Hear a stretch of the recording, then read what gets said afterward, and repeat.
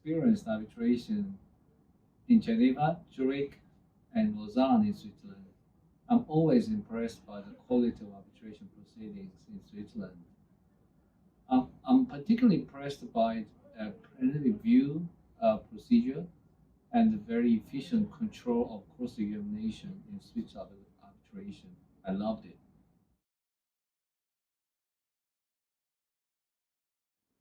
Thank you very much, Catherine, for the kind introduction. And while my panelists don't really need an introduction, I have the pleasure of introducing to you Professor Pierre Tercier, who has spent most of his professional career as a professor, mainly at the University of Fribourg in Switzerland, where he taught, among other fields, contract and torts. He has chaired the ICC court and is now working as an independent arbitrator, and he recently joined the law firm Peter and Kim, based in Geneva and Seoul, as senior counsel.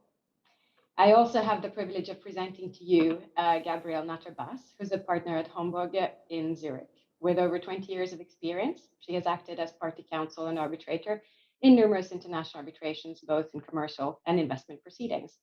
She has served as president of the Arbitration Court of Skye from 2016 to 2020. She's a board member of the ASA, a member of the ACA Court, co-chair of the ICASO Task Force Damages in International Arbitration, she has recently received the Client Choice Award 2020 in Switzerland in arbitration and ADR.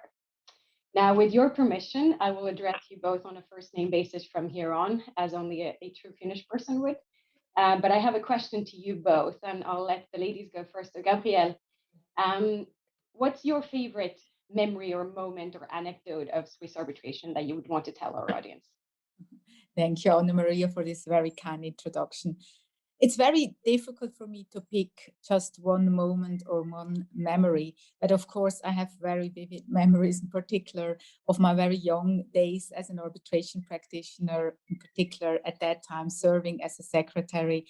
And that was also the case when I was pregnant. And I still remember that I was there pregnant at a hearing, and one of the participants referred to me constantly as the fourth and the fifth arbitrator.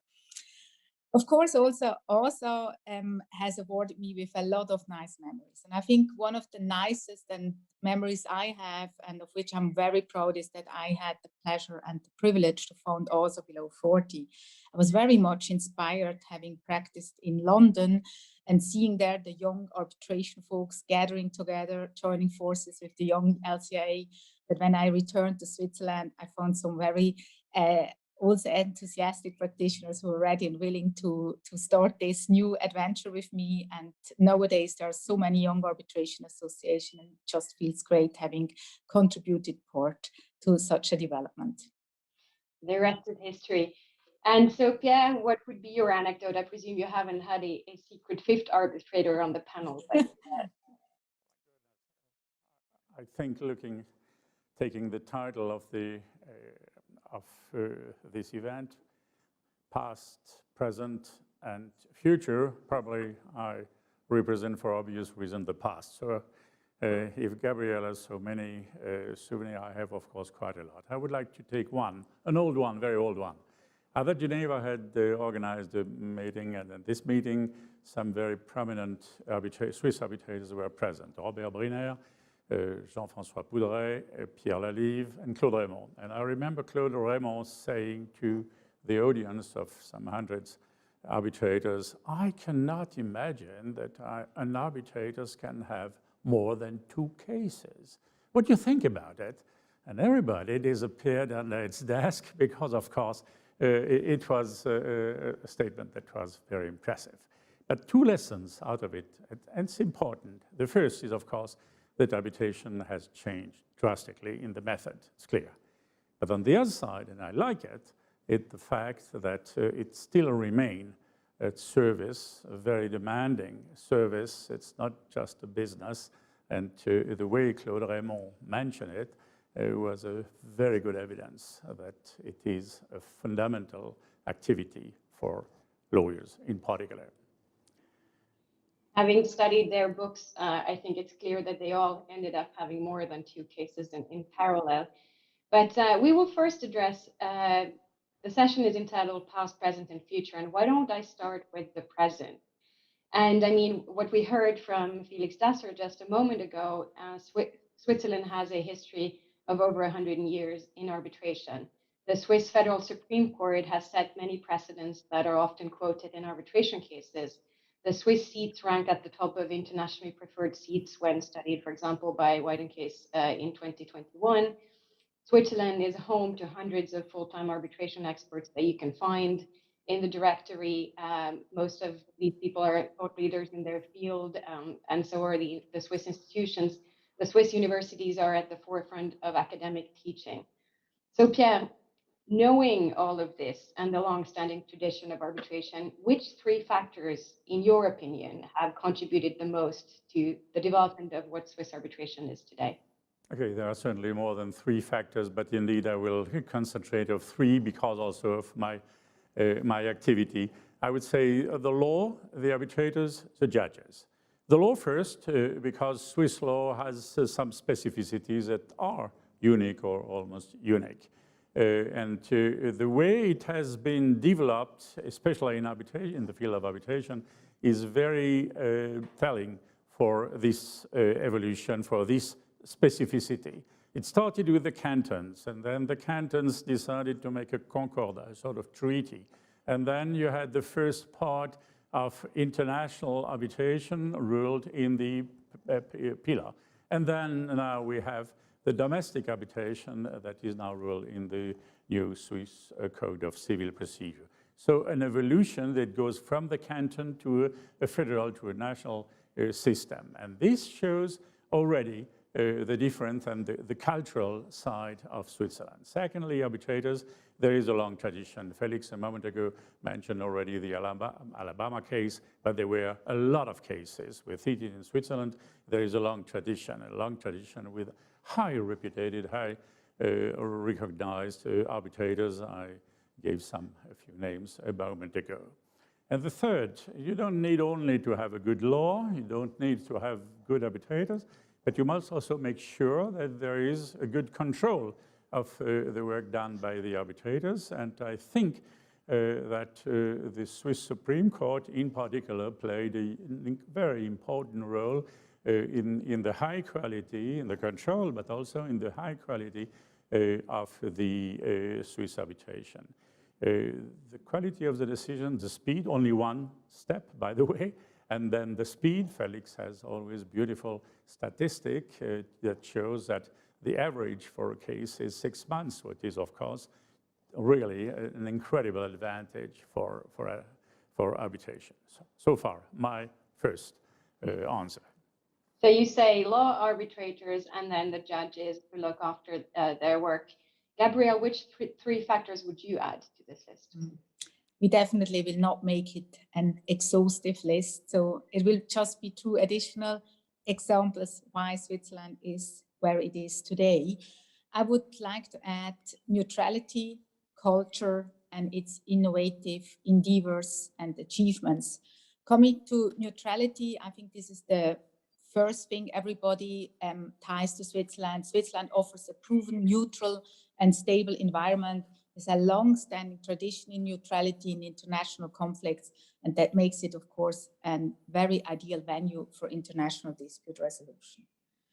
But also culture is important. Switzerland's culture is internationally oriented. It is a small country. It has historically depended on export. That's why his culture, diplomacy, economy, and laws uniquely tune, of course, to the needs of international commerce, again, making it eligible and ideal for international arbitration. And last but not least, I would like to emphasize, it has been a first mover in adapting innovative instruments that then became the standard also for other arbitration rules. And I think I would like to mention just a few, and among those are, of course, its enactment of expedite proceedings in the Swiss rules in 2004. It was one of the first arbitration institutions who actually came up with this new invention, which has become the standard in almost all arbitration rules nowadays. I would also like to add that the Swiss Chambers Arbitration Institution was nominated by GAR for its very revolutionary new turbo arbitration clause, a tool that even allows to super expedite procedures. For those who have never tried it out, please try it out. It's fun, it's innovative, and it's definitely user-friendly and meets the request of the time to address cost sensitivity. Last but not least, you will hear today more about the also toolbox, where I had the privilege, together with my partner colleague Stephanie Pfister and senior associate Dilber de Wieler, to be crucial in the development. Also, that tool hopefully will place Switzerland in the pole position to provide arbitration-friendly services and preserves with that its reputation in the international arbitration community. I'm sure that it will. Yeah, one thing we didn't mention is academia, and you have a long career in academia. What role has academia and academics played in forming Swiss arbitration to what it is? I would start by saying that it took quite a long time to the law faculty to introduce classes on arbitration now. It is, of course, done and at a very good level. Beside that, you know that some special program have been now introduced in Switzerland. I would like to mention the MIDS, the Master of International Dispute Settlement in Geneva, and of course the Arbitration Academy.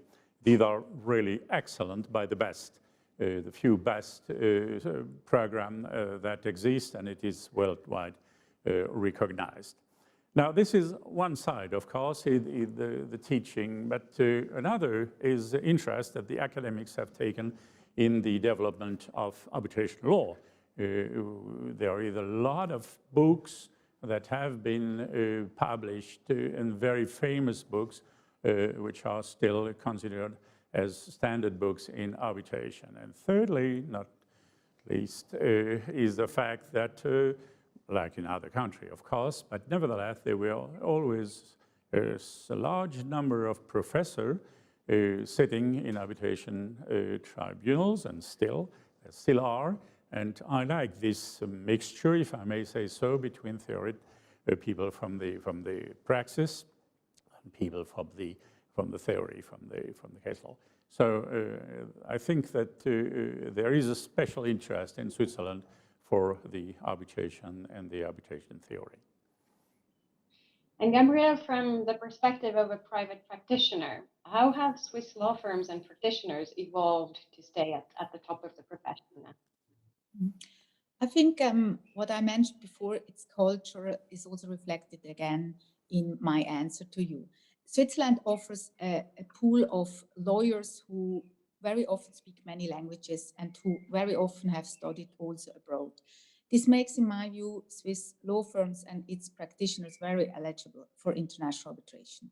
They feel comfortable in a civil law, but are also, of course, not shy to practice in a common law environment. They have no problems in dealing with exotic jurisdictions and laws. And they can profit on top of Switzerland's long-lasting experience in arbitration. Last but not least, I always have to laugh if I attend international arbitration conferences. There are always huge delegations of Swiss practitioners there. This shows how eager they are to stay on top of arbitration developments, and they really and truly enjoy also being active in the organizations. And with that, of course, ensure that the Swiss arbitration community is present in the outside world and enjoys the excellent reputation. And I'm sure with your central location and the breadth of people, that will stay that way also. Let's take a segue and talk a little bit about the future, the elements of success there. And I have a question to you, Pierre. You mentioned that one of the foundations of Swiss success is the law. What sets Switzerland apart in this field? This is a subject that I like very much as a teacher, because I like Swiss law. I used to teach Swiss law during decades. I'm not sure the best one in the world. It doesn't matter. I will not change it for another. Why? You may know that I was teacher in Fribourg, a very small city, bilingual city between the Swiss German part and the French part. And Swiss law is exactly the evidence that it is possible to have this culture in the same law. What has been developed is an incredible, not only mixture, but open view of all cultures. And this makes this law very, very special. It is simple. It is written in a way that is very open, therefore extremely easy to adapt in international cases because it doesn't go into much details. It is just ready to be taken as a real basis for business development. And I like it, and I think it is extremely important and a good sign that now all institutions will come under the same roof, as Felix said a moment ago, because indeed this is one of the most important advantage of Swiss law. And it's not only the case for procedural law, arbitration law, but also for the law on the merit and for substantive law. Procedure is very much influenced by culture. And it has been possible to have a law that is really acceptable to all communities. And also the law itself, contract law, is very much influenced by the culture. And we have the German, of course, a strong German influence, but we have also a French influence and other influences that have formed the Swiss law. So I think this is a very key element for the success of Swiss arbitration, if, of course, Switzerland is chosen as a seat and if Swiss law is chosen as the governing law. And Gabrielle, you've been a board member of ASA and the president of the Arbitration Court of Sky. In your experience, what role do the arbitral organizations and institutions play in Switzerland? In my view, they play a very important role. Also, and the Swiss Chambers Arbitration Institution have been crucial, in my view, to the fact that Switzerland and Swiss arbitration is perceived since decades as one of the most practical and user-friendly organizations, laws in the world. The enactment of the International Private Law Act, in my view, is a very good example to show that, because also and the Swiss Chambers of Arbitration Institutions were both, of course, very crucial in educating the Swiss Parliament what the current needs are, and were up and ready to provide delegations who were following up so that the result was very much what the users expected in the community. They are, of course, both ASA and the Swiss Sky, also the Swiss Chamber Arbitration Institution, are, of course, also very crucial in having an active voice in the community and representing Switzerland. They both organize flagship seminars. The ASA Autumn Seminar is, of course, extremely well known and extremely well attended, but also the Sky Innovation Conference has a really firm place in the agenda of the arbitration practitioners. They publish important papers such as the ASA Bulletin, the special series. And with that, of course, again, they contribute greatly to Switzerland's excellent reputation and its recognition in the arbitration world. And so in addition to the developments that are being celebrated here today, what do you expect to see on the institutional front going forward? I'm very excited, I have to say, because as a president, I have gone through very different stages of Sky. And it started with the harmonization of the secretariats. And it now culminates, of course, in the joining of forces between Sky, the Swiss Arbitration Center, and ASA. And I'm absolutely convinced that this is a very fruitful joint venture and will prompt increasing number of cases. On top, we have now a top product, the Swiss rules, which also is now again modernized, up to speed, and as such, it is one of the compelling reasons why you would go to Switzerland and choose Swiss-related arbitrations. And yeah, you mentioned the Swiss supportive court system as one of the reasons behind Switzerland's ability to stay an attractive seat. What Swiss rulings, in your view, have most contributed to Swiss arbitration, and why is that? I think I mentioned already a certain number of elements, and Gabrielle gave also some very good reason why arbitration and international arbitration in particular is so successful in Switzerland. I think there are also, I mentioned the quality of the law, but the quality of the law in a certain way also influence the style of the lawyers, be it the counsel or the arbitrators. We are formed and educated in a frame that is rather simple, open, ready, and able also to have practical solution. This makes, I think, a really good advantage in Switzerland. And again, sorry for repeating myself, but the fact that our Supreme Court is able to render a final decision within such a short time frame show that everybody participate, contribute to this style, Swiss style of arbitration.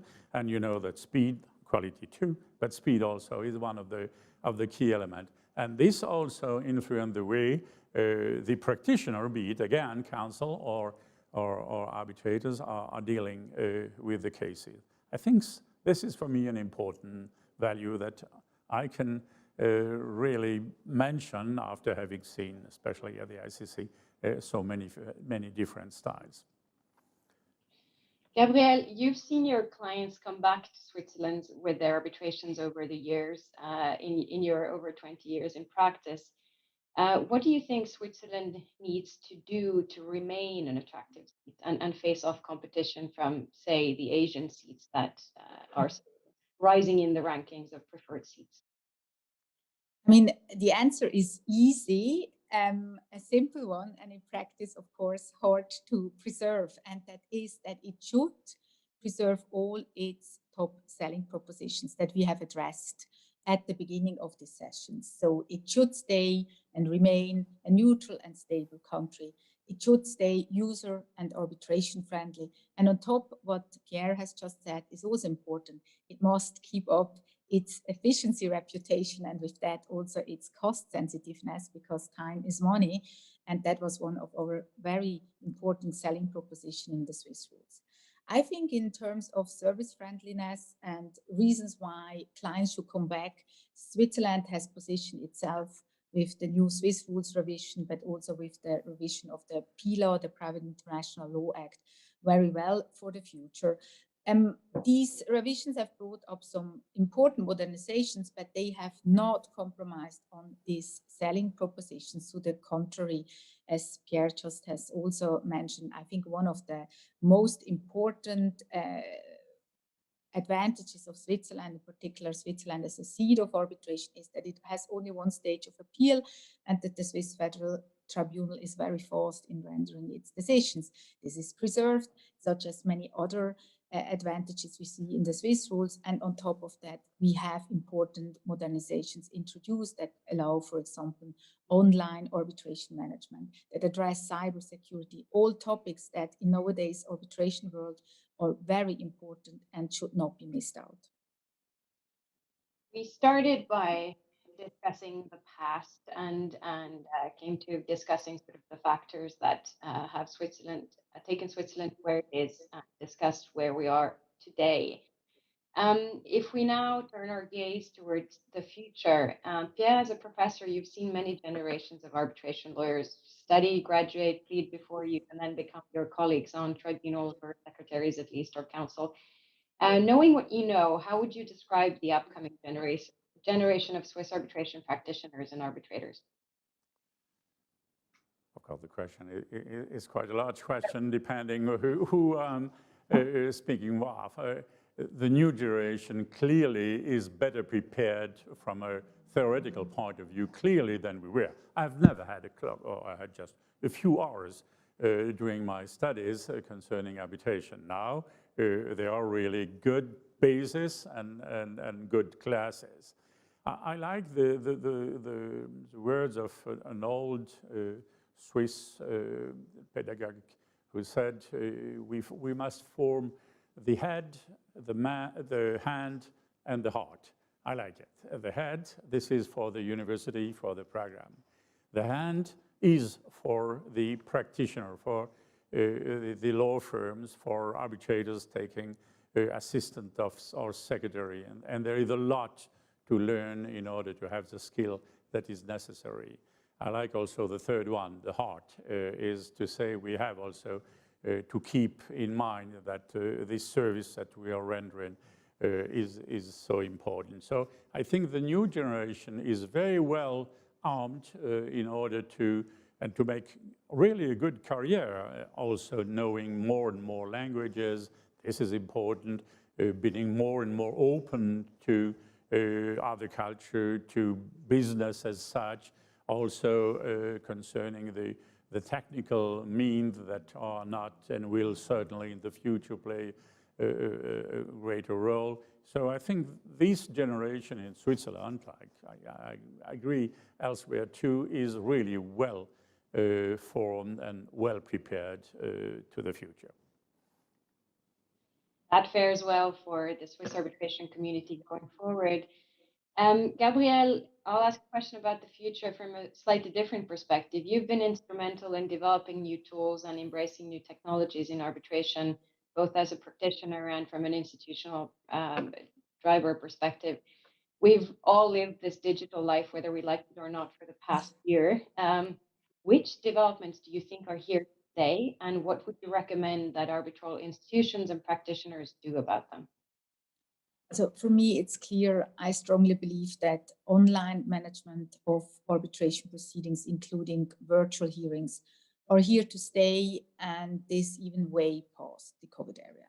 This is simply because it meets the demand of the users. Many of those have detected that, in particular for smaller arbitration, cost-sensitive ones, this is an excellent tool, it serves their purposes, and that there is no, let's say, urgent need for physical hearings in many cases.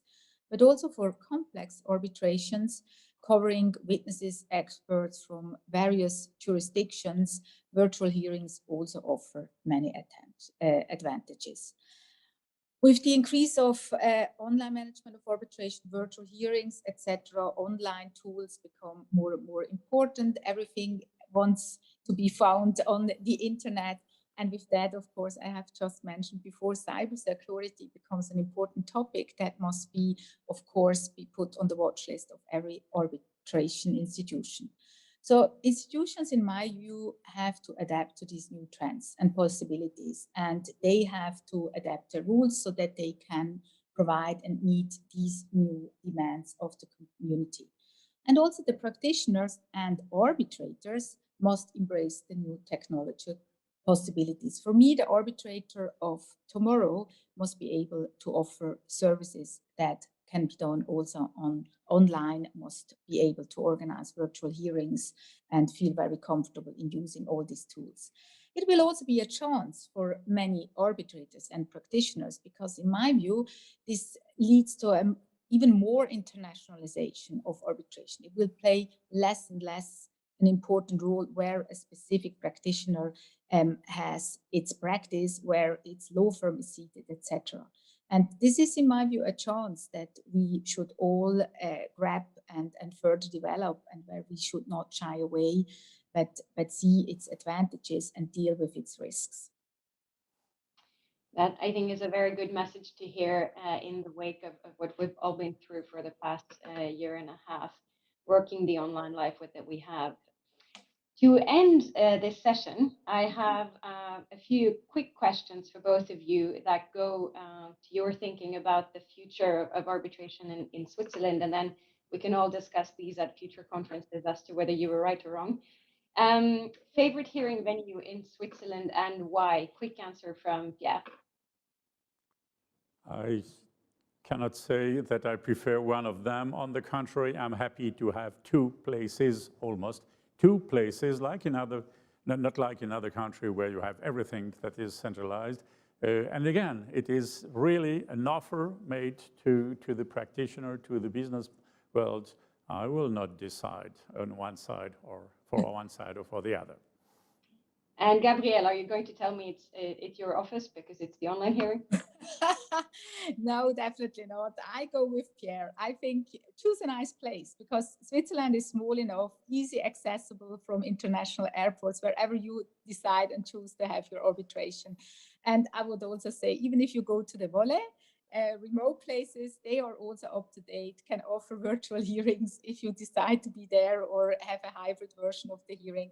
So I also share Pierre's view. There is no favorite or most eligible arbitration place. You should go wherever you think the arbitration can be held in the most efficient manner. And let's not forget, it is also often nice to have social gatherings with your co-arbitrators or as a counsel, even if you are stressed with your parties, it's nice to be in a nice environment, and Switzerland has plenty of nice environments to offer. Sounds good. So I think that it's not all going to be virtual here. There's still hope for the physical hearings. Most prevalent type of dispute in Swiss arbitration in the future, what would you say to that, Pierre? I don't know.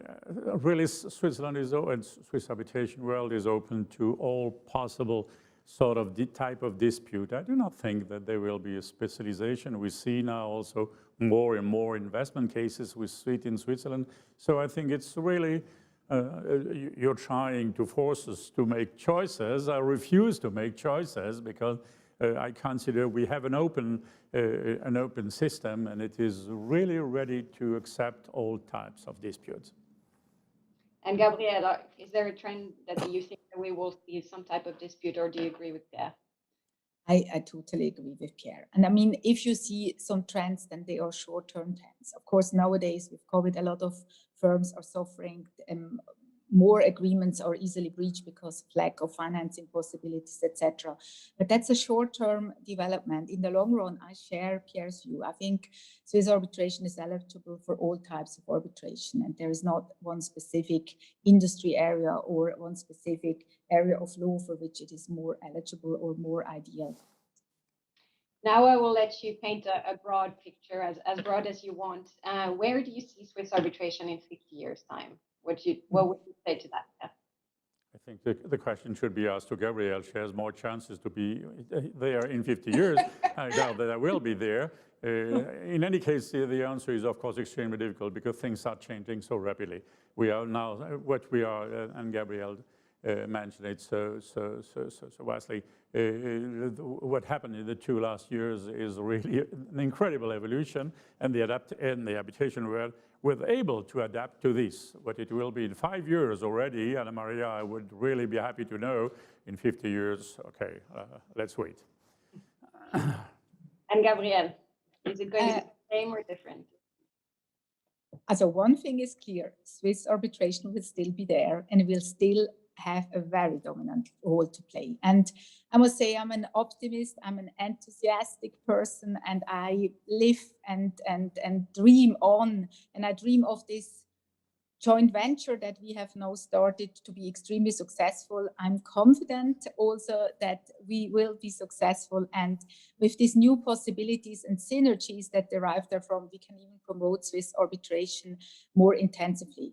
And with that, definitely the success and increasing number of cases must come, because again, there is nothing that would prevent us from being successful. We have an excellent product.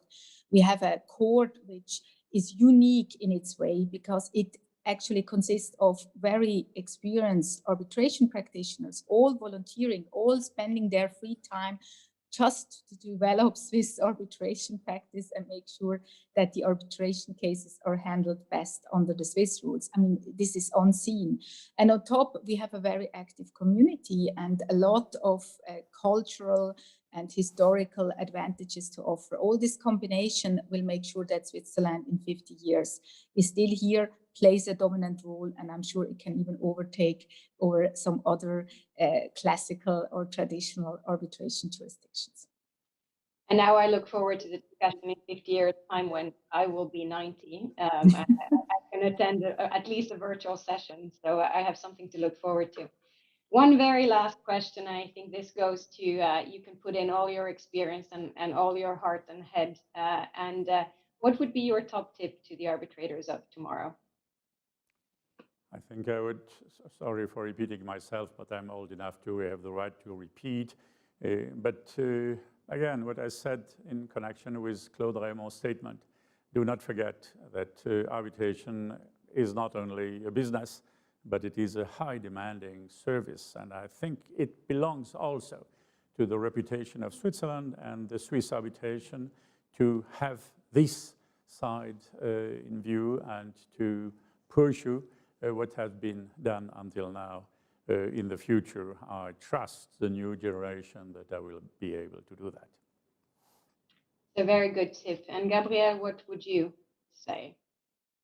I really share Pierre's view. Such services need to be provided in a skillful, diligent, user-friendly, and cost-sensitive manner. But for me also, the arbitrator of tomorrow, as I have stated, must not only stay on top of arbitration development, but it must also stay on top of the technical development. I'm absolutely convinced that we see many further technical IT innovation coming and being used in arbitration. And as such, I'm convinced that an arbitrator of tomorrow must also be on top of these developments and must be able to use and exploit respective new tools. Thank you, Pierre and Gabrielle, for this journey from the past to the present and these thoughts on the future of Swiss arbitration. I thank all the listeners very much, and over to you in Geneva. Thank you very much, Amalia. Thank you.